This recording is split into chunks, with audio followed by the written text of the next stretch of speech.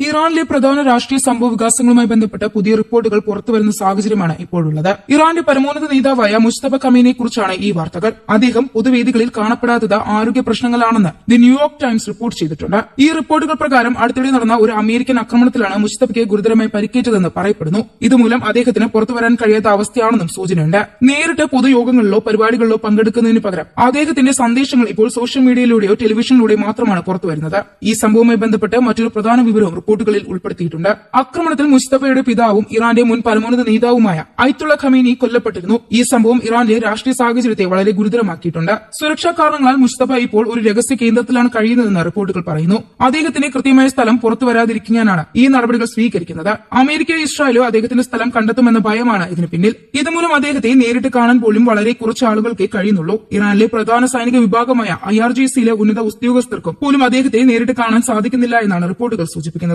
മുസ്തഫയ്ക്ക് ഗുരുതരമായ പരിക്കുകൾ ഉണ്ടായിട്ടുണ്ടെങ്കിലും അദ്ദേഹത്തിന്റെ മാനസികാവസ്ഥ നല്ലതാണെന്ന് ഇറാനിയൻ ഉദ്യോഗസ്ഥർ പറയുന്നു. അദ്ദേഹം ഇപ്പോഴും തീരുമാനങ്ങൾ എടുക്കാനും കാര്യങ്ങൾ നിയന്ത്രിക്കാനും കഴിയുന്നുണ്ടെന്നാണ് അവർ വ്യക്തമാക്കുന്നത്. അമേരിക്കയുടെയും ഇസ്രായേലിന്റെയും നിരീക്ഷണത്തിൽ നിന്ന് രക്ഷപ്പെടാൻ അദ്ദേഹവുമായി ബന്ധപ്പെട്ട എല്ലാ ആശയവിനിമയങ്ങളും വളരെ രഹസ്യമായ രീതിയിലാണ് നടക്കുന്നത്. ഫോൺ അല്ലെങ്കിൽ ഇന്റർനെറ്റ് പോലുള്ള സാധാരണ മാർഗ്ഗങ്ങൾ ഉപയോഗിക്കുന്നത് പരമാവധി ഒഴിവാക്കുന്നു. പകരം സന്ദേശങ്ങൾ കൈപ്പിടിയിൽ എഴുതി കവറിലാക്കി വിശ്വസ്തരായ ആളുകൾ വഴി അയക്കുകയാണ് ചെയ്യുന്നത്. ഈ സന്ദേശങ്ങൾ ഒരു വ്യക്തിയിൽ നിന്ന് മറ്റൊരാളിലേക്ക് കൈമാറി ഒടുവിൽ മുസ്തഫയുടെ താമസ സ്ഥലത്ത് എത്തിക്കുന്നു. ഇതിനായി കാറുകളും ബൈക്കുകളും ഉപയോഗിച്ച് ചെറിയ റോഡുകളിലൂടെ യാത്ര ചെയ്യുന്നതാണ് പതിവ്. വലിയ റോഡുകളോ സാധാരണ മാർഗ്ഗങ്ങളോ ഒഴിവാക്കുന്നു. കാരണം അവിടെ നിരീക്ഷണം കൂടുതലായിരിക്കും. മുസ്തഫയുടെ ഭാഗത്ത് നിന്ന് പുറപ്പെടുന്ന സന്ദേശങ്ങളും ഇതേ രീതിയിൽ തന്നെ പുറത്തേക്ക് പോകുന്നു. അതായത് ഒരാൾ കൊണ്ടുപോയി മറ്റൊരാൾക്ക് കൈമാറുന്ന രീതിയാണ് തുടരുന്നത്. ഇത് പഴയ രീതിയാണെങ്കിലും സുരക്ഷയ്ക്കായി ഇത് ഏറ്റവും സുരക്ഷിതമാണെന്ന് കരുതുന്നു. അദ്ദേഹത്തിന് ചുറ്റും എപ്പോഴും ഡോക്ടർമാരുടെ ഒരു സംഘമുണ്ടെന്നാണ് റിപ്പോർട്ട്